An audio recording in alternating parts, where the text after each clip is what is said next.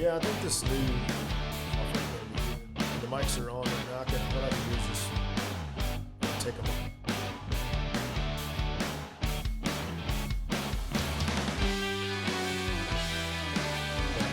Yeah.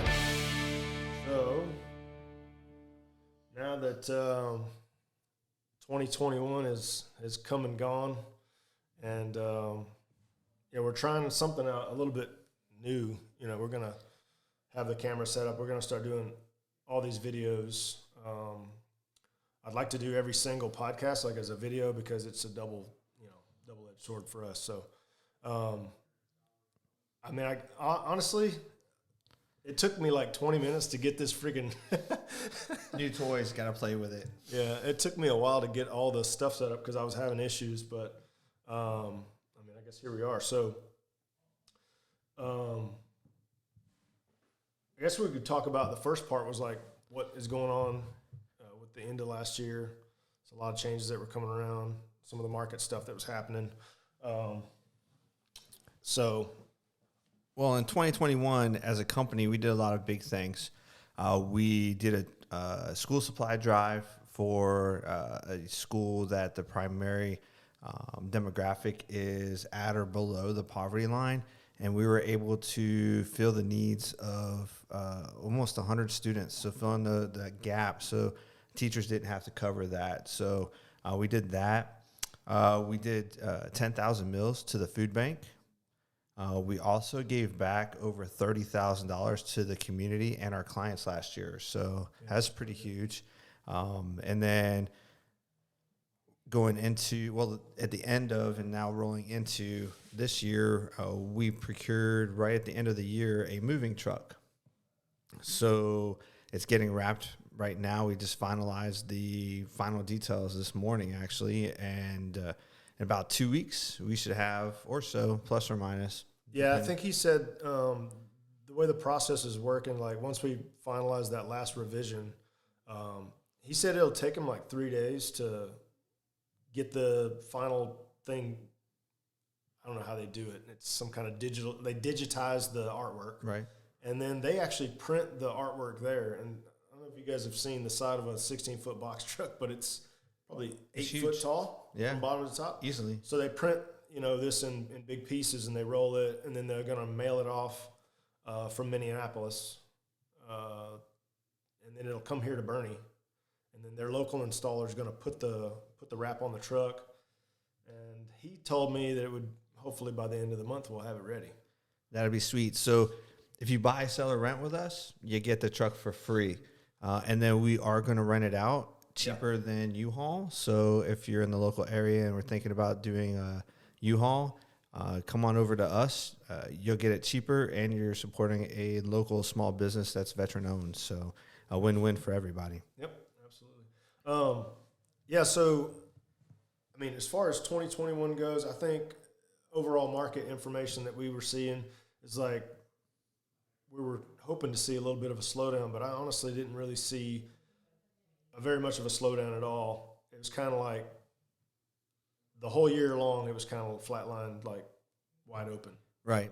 Throttle's wide open. Yeah, throttle's just wide open. So I did have one listing. It was kind of like in a niche market, higher price point, and those always have some weird timing that goes on with it. But the other ones that I had marketed and on list, they went under contract really quickly. So so the average days on market right now is 18 days.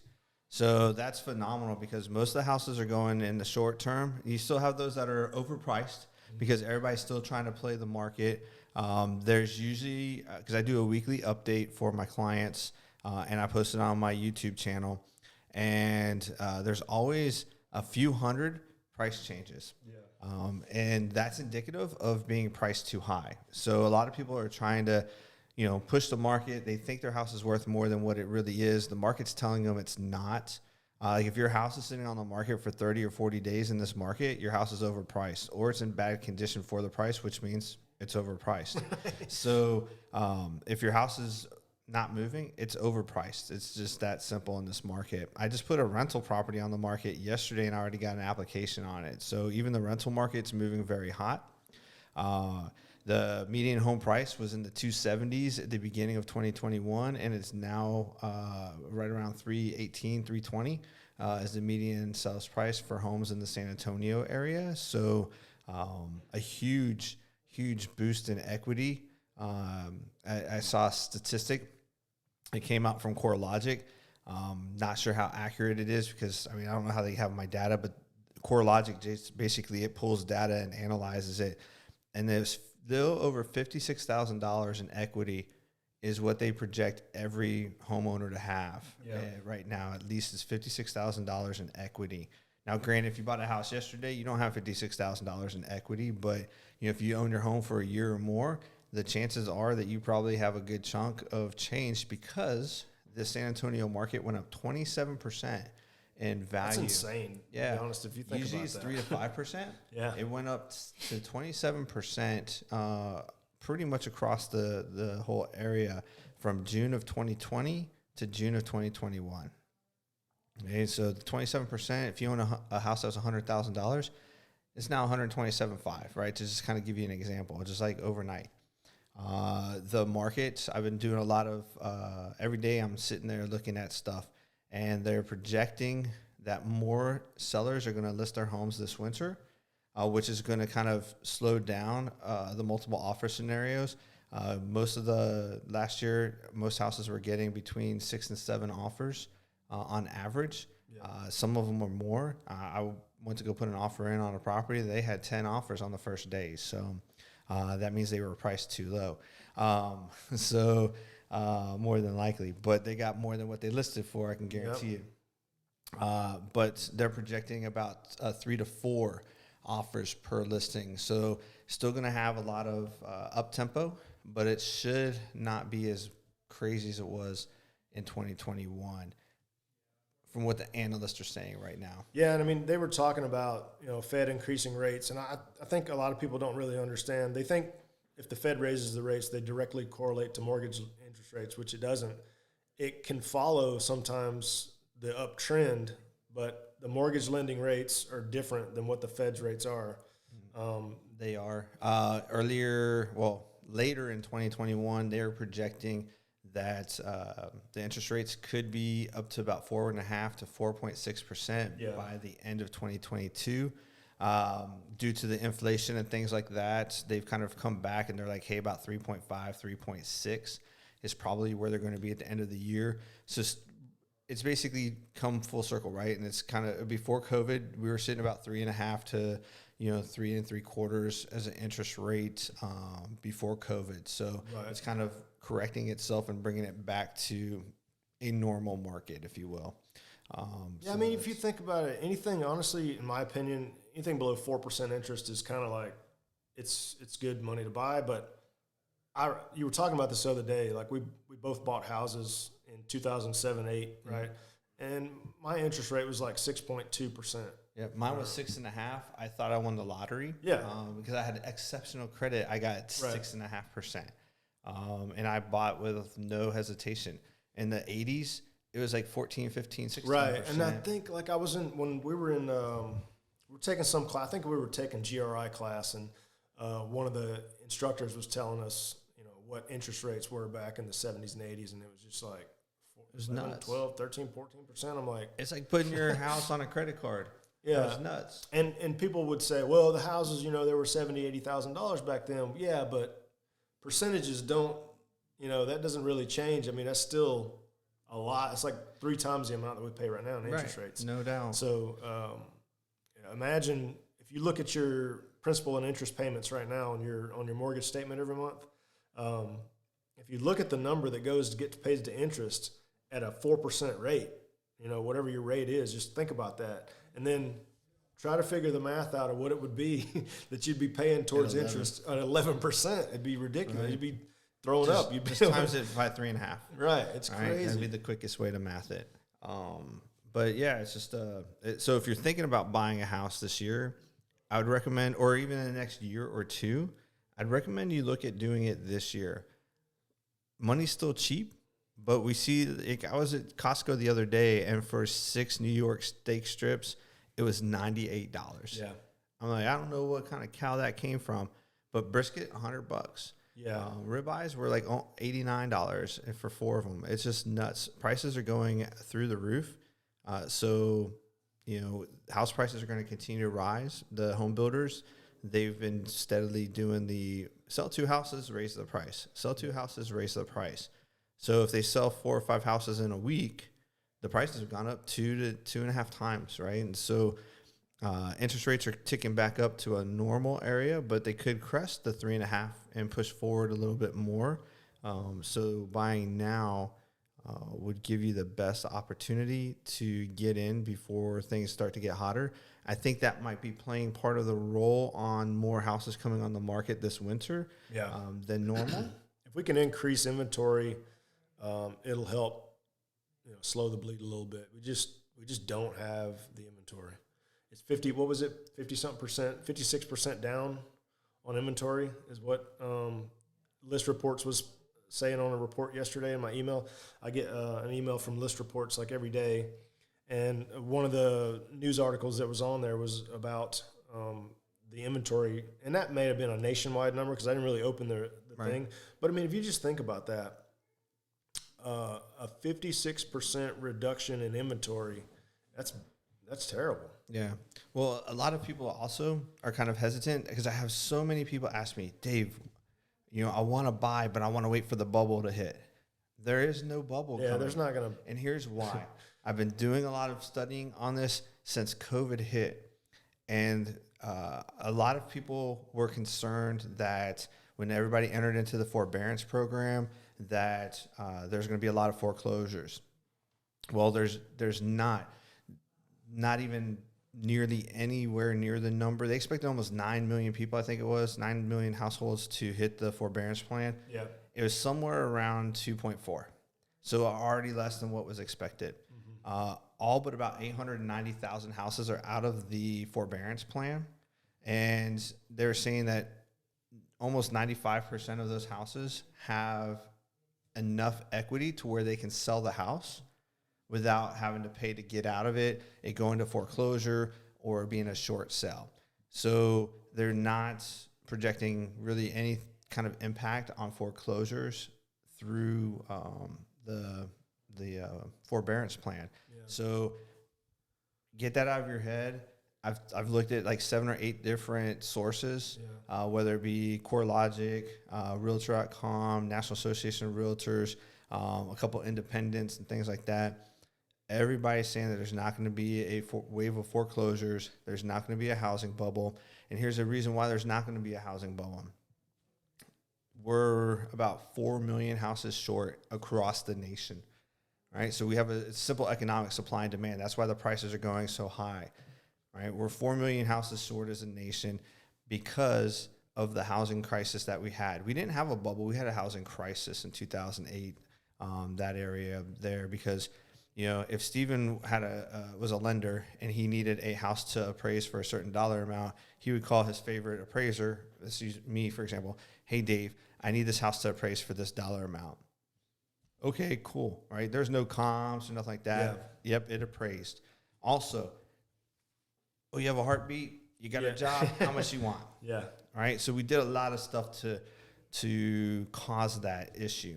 Okay, I think it was somewhere around 15 million households lost their homes through short seller foreclosure or deed in lieu ofs during that time period. Well, what happened is the government stepped in. So Stephen is a lender. He has to call an 800 number. That 800 number finds the next appraiser on standby, right? So it's not, calling up your bud to make something appraise. So the appraisals are more legit, if you will. Yeah. They've increased the requirements for documentation for being approved for loans and stuff like that. So the loans that are coming out now, they're good, right? They qualify at that time versus hypotheticals or, hey, let's just add a zero here or whatever was going on in the 2007, 2008 era. They're doing like no document loans too, zero stipulation. And the other thing they were doing balloon payments, right? Yeah. Like, hey, you can get in here for it's only going to cost you $500 a month to own this house. Yeah. But hey, in 4 years, you're going to owe $75,000. Yeah. And they're like, I don't have that, right? So that was causing a lot of the issues too. Well, what happened is during 3 years during that crisis, pretty much all the building stopped, right? So everything that would have been built in 3 years is behind. And now we've got is like the generation, the millennials, right? 26 to 35 now. They're in their prime for first time home buying, so they're flooding this market, right? And so you got the baby boomers that are trying to downsize a little bit. You got the millennials that are trying to buy. Right behind them is the next generation coming in of buyers, and so the builders can't keep up. Then you add COVID to the situation. We've got all the building and labor shortages and things like that for supplies. And so it's creating a bottleneck. So you have all these buyers coming, not a lot of inventory. Prices are going up. There's not going to be a bubble. I don't have a magic 8 ball, but I'm in this research all the time. If you go to my YouTube channel, every day I'm posting content about the market and things about buyers, things about sellers. So you can get the information you need so you can feel confident in your purchasing decision. The time is now if you're going to buy, because it's only going to get worse the longer this work shortage continues. It's only going to get worse the more that the material shortages happen and stuff like that. So if you're thinking about buying, be confident in buying today. Real estate's probably the best investment you can make right now. I'm not a financial advisor. I'm not giving financial advice, but I'm not dumping anything into my 401ks, and I'm buying a bunch of real estate. Yeah. So, I'm making money hand over fist in equity. As long as it stays that way, I'm doing pretty good.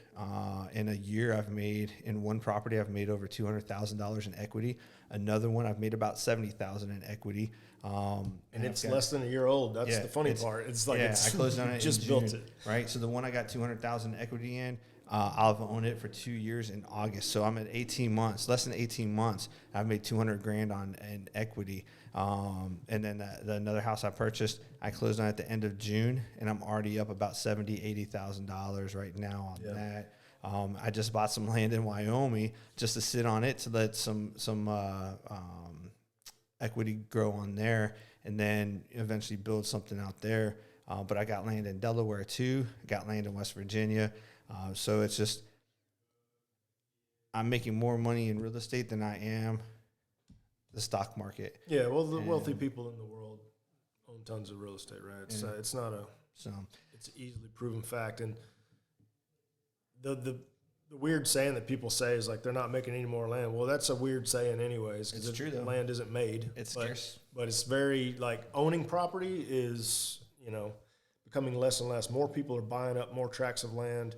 All these big billionaires right now, Bill Gates and all them, the Zuckerbergs of the world, they're buying, I think Zuckerberg just bought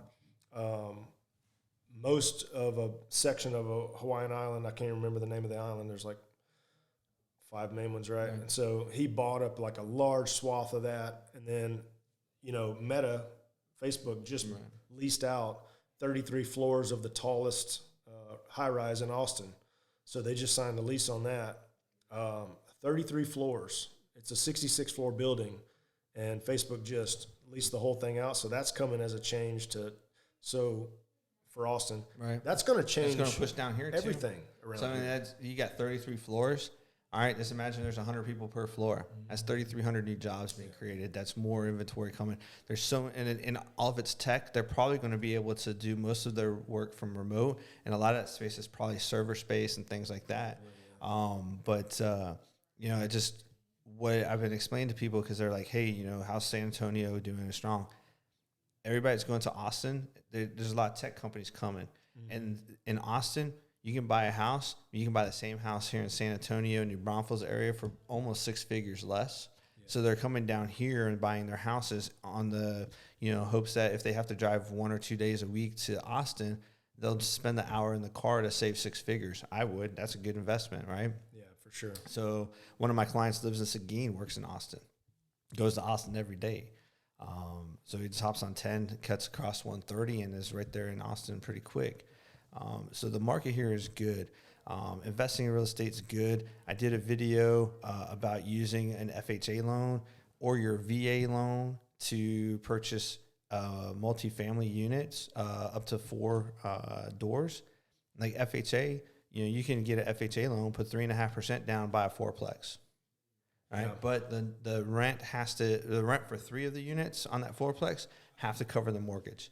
They won't even income qualify you. You just have to have enough in reserves for 6 months reserves. Yep. But as long as that that property in 3 units can cover itself because they do a 25% vacancy rate. So if you have 3 Right. units, It's like a credit towards your income, right? right. And so they'll do a special appraisal and things like that. I don't want to get too much into that. We can do a special podcast just on investing with the FHA loan and the VA loan and get into rental properties and stuff like that and building generational wealth through real estate. And that's what I'm doing. I'm building generational wealth through real estate. Yeah, no, it's amazing. The stuff that's come. The Cybertruck factory, or not Cybertruck factory, the Gigafactory for Tesla is right there on the 130 toll road. I don't know if anybody has been by it. I went by it late last year, 2021, and it was almost, it seemed to me, in the final stages of completion. And if any of you guys have seen that place, it is massive. It seems like you just keep driving, and there's still like Tesla building on the side. Like, it's crazy. I don't remember how many jobs, but it's thousands of employees are going to be in that building. And they're going to be building the Cybertruck. I don't know if they're going to be doing anything else, maybe some battery, something going on there. But it's supposed to be massive. A lot of economic growth for that area. So anything that's, happening 45 minutes away from us is going to definitely impact. No doubt. How we're living. But San Antonio, they're trying to bring a lot of tech jobs here too. So, there's cranes everywhere now. You can always judge the growth of a city or how well economic-wise a city's doing by counting the cranes in the skyline. Mm-hmm. Yeah, I've always heard that. I'm not a commercial realtor at all. I actually don't know that much about commercial real estate because there's a lot to it. But I've talked to a couple of people that strictly do commercial, and there's a lot of big projects coming. We just saw that, this morning. I don't know what's going to go there, but the Alamo Story thing, I wonder what was going to be built or what was planned to be built there, but that was supposed to be some buildings. I don't think they're building anything because it's actually on the plaza. Yeah. That's a protected area. I think they're just trying to do some renovations to Alamo and doing some stuff there on the plaza versus another structure being put there. But if you didn't hear, they found 156 bodies. That's what the guy on TikTok. Now, this is a TikTok video, so don't take it word for word. But we were watching a TikTok video this morning, and the guy was like talking about how they had stopped construction because they ran across like a mass grave of like over 150 bodies, which in the comments section, it kind of said he kind of retracted a little bit of what he said and corrected it and said that there was an old church there, so that was probably the cemetery for the church. Nothing's been confirmed, but that's just kind of crazy. Like, now they've got to figure out who all those people are and where they belong. So obviously they probably belong right where they're at. You know what I mean? And leave it alone. Down, plant some grass. Throw some deuces. Say a couple prayers so the ghosts don't follow you, and call it a day. Yeah, for sure. Maybe make a little memorial out there for the unknown or something.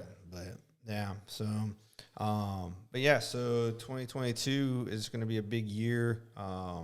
We're doing a lot of different things with boosting our services to our clients with that truck and stuff, and I'm pretty excited about 2022. Yeah, I mean, the biggest thing for me is I definitely want to I want to take a minute really quick and kind of let everybody know what's going on with the podcast coming for this year. In the past, this podcast has really been kind of geared towards buyers and sellers and just an informative real estate podcast. But we've made a decision to kind of change it up a little bit, actually a lot. And what we would like to do to further improve the industry, because at the end of the day, this industry is all about making sure that the clients that we work for are taken care of the best way possible. And the best way for us to do that is to help educate other agents and help inspire and motivate other real estate agents, people that are trying to get their license, people that already have their license. That'll be our target audience. And if we can improve upon the motivation and inspiration and education of other agents by bringing on professionals that are like top producers in the industry, I honestly believe that that's the quickest way for us to make an impact in the industry. Right. And so you always got to continuously seek self-improvement. And that's what real estate agents do. We're always looking for ways to market our business, to make our clients happier, to do the work that we do easier, faster, better. And I feel like we spend a lot of time researching ways to be better. Right. And I do a lot of listening on podcasts, and I kind of like snapped one day, and I was like, wait a minute, we're marketing to the wrong people. Right. If we want to improve our industry, let's bring in the top industry people and talk to them. Well, we're always getting phone calls and texts from certain brokerages anyway, so might as well just bring them on here and help serve that. So yeah, absolutely. I think it's important to give back to every part of the community, whether it be the clients and agents, whoever, vendors, everybody that's a partner in real estate. I think I don't want the show to become like a marketing platform for specific brokerages or companies, but I do want to know what is going on with the agents and like why are they so good at what they do and what drives them, because there's a lot of bad practices out there and a lot of agents that have some bad habits and are looking to improve. And I think we might be able to shed some light, one agent at a time, and figure out what makes them tick. Yeah, I like it. What else? Hey, I see you put your keyboard back together. I did.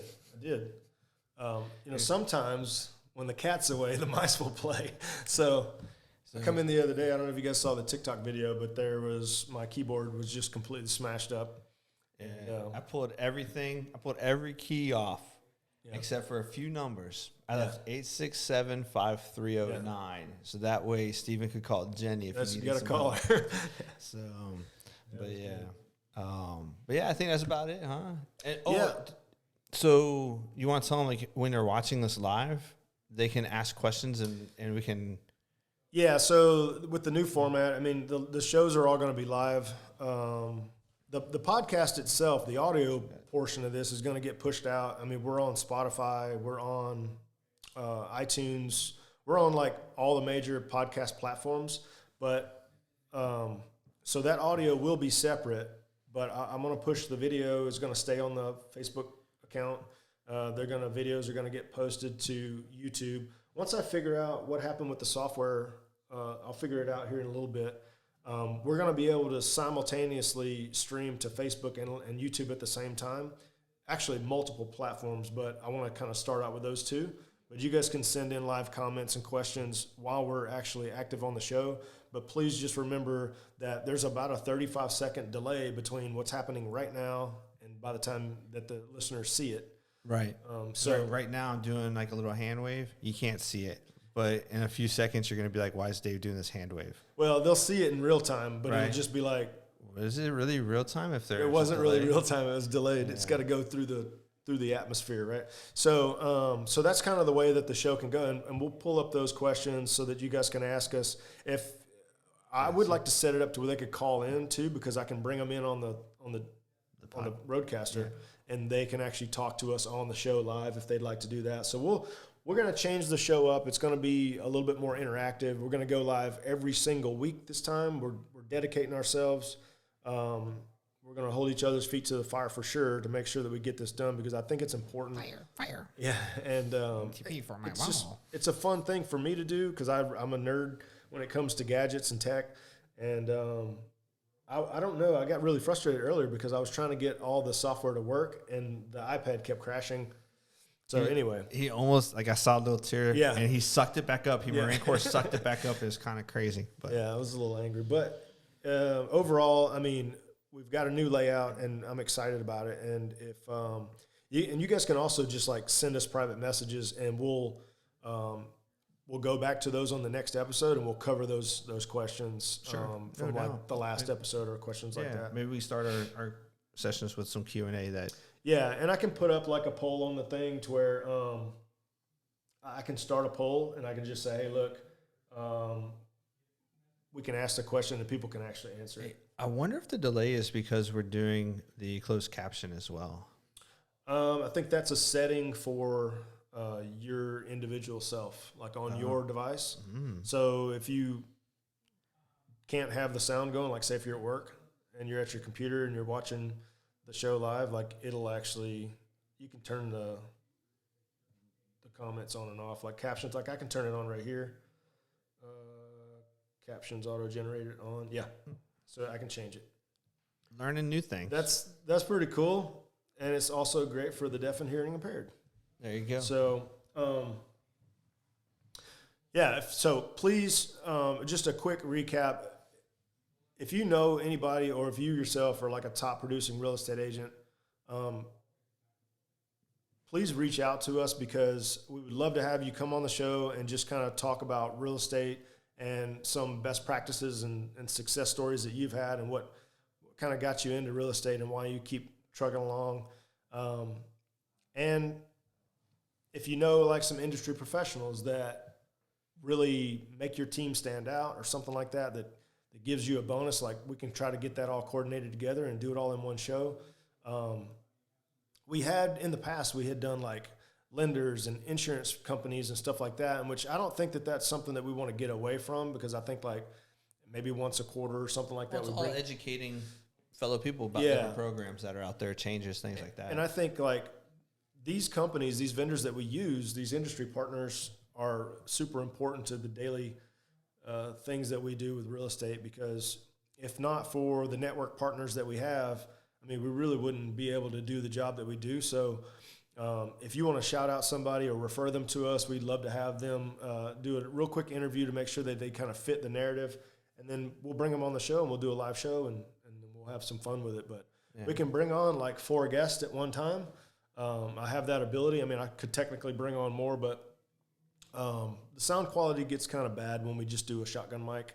Right. And the room is kind of echoey. And there's background noise that we got going on with jets flying over the office all the time. Air Force, always trying to Air Force. And then we have meetings going on in the conference room next door. So but hey, even if you're like not here, like Steven said, you don't have to be here. Like let's say you're a top producing agent in Fairbanks, Alaska, right? You can call in. We can just do you through the phone and interview you that way too. So so if you're looking on the screen right now, we have the ability to bring in somebody else on the next screen. So we can split the screens out so we can have the conversation and have them on. And so it's just like them being live with us. The audio quality will be great, so it's not a big problem. So that's kind of what we got going on. Cool. And check us out. If you guys would do us a favor, make sure you subscribe to the San Antonio Realty Pros podcast, because that's going to help generate a little bit more interaction with our page. And if you're not following the San Antonio Realty Pros podcast on Facebook, I would appreciate if you guys would like and follow the page, so that way when we do go live, you'll be able to catch the show and you'll get YouTube notifications. Also. Yeah, YouTube as well. And then in the future shows, when we are streaming on those platforms, I'll be putting up the information on the bottom of the screen. Like right now in the lower third, you see the San Antonio Realty Pros podcast Facebook link. And we'll be putting the YouTube links and all that stuff so that you guys can know where to find us at. But we're pretty easy to find. You just type in San Antonio Realty Pros podcast. But, man, other than that, I think, we got this done. That was pretty cool. If you guys need stuff like that made, there's this company called Sticker Mule that's really easy to use. And they're not a jackass to work with? Right. Well, they have a jackass for a logo. It's funny. They even have their own Tabasco sauce. It's called Mule Sauce. It's not bad. Does it give you a kick? A little bit. There you It's go. a small kick. All right. But, we appreciate you guys. And, we look forward to continuing the show and doing more. So here's to 2022. Yeah, absolutely. Catch you guys later.